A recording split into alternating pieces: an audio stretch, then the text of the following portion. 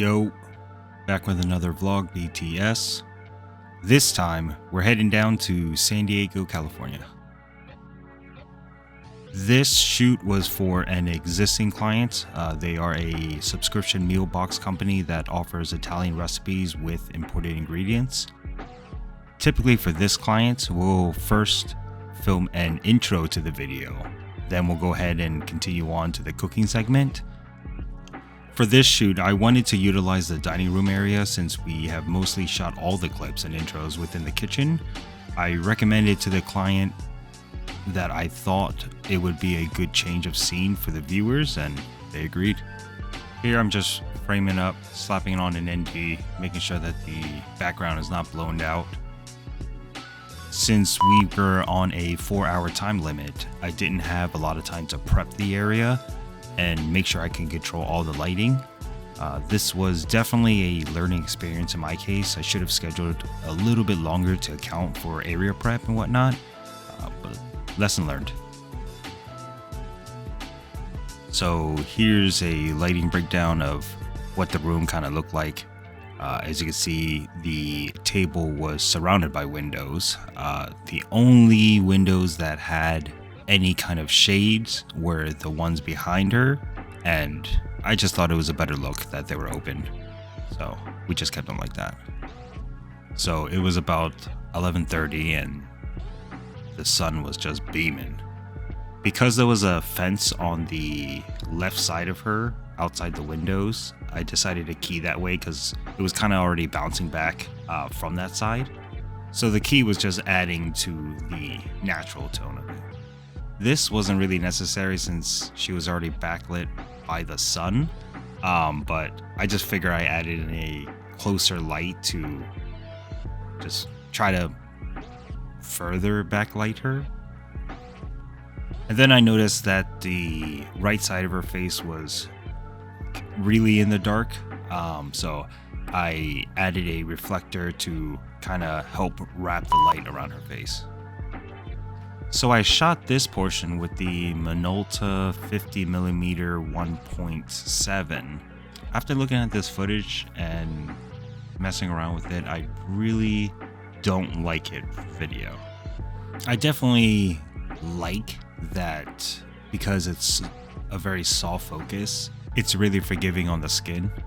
I don't know, everything looks like it kind of has like this bloomy effect on it and dreamy. I'm not sure that, or this lens was good for this type of video. So after the intro, we started doing the cooking segment, and the kitchen island in the client's house is ridiculously big. So unless I was putting a tripod on the island itself or hanging it off a C-stand, I definitely had to get a zoom lens in there.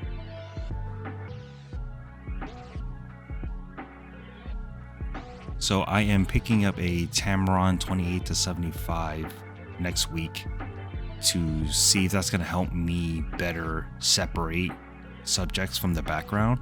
For this shoot, unfortunately, the lens that I was using is f4, so it was really hard to create that separation.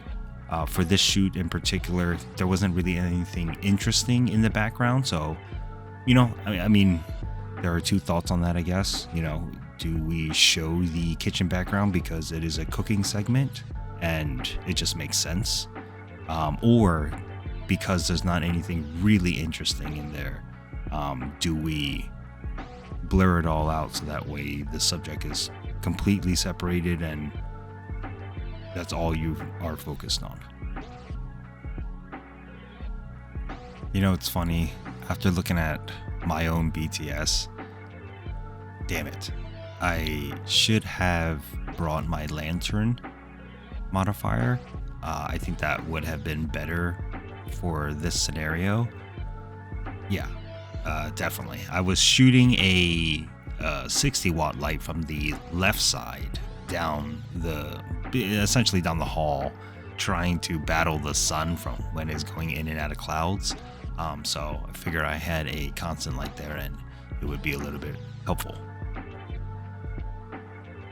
So client request was to get both 16 by 9 and 9 by 16 shots. So I had a list on my phone with essentially color coded steps, ensuring that I was able to capture both. So I was taking my camera off tripod and going vertical. You know, the one thing I love about food photography or food videography is that looking at these clips, if you can make yourself hungry or make your own mouth water, like, you did a great job. All right, I'm done. Thank you for watching. Late.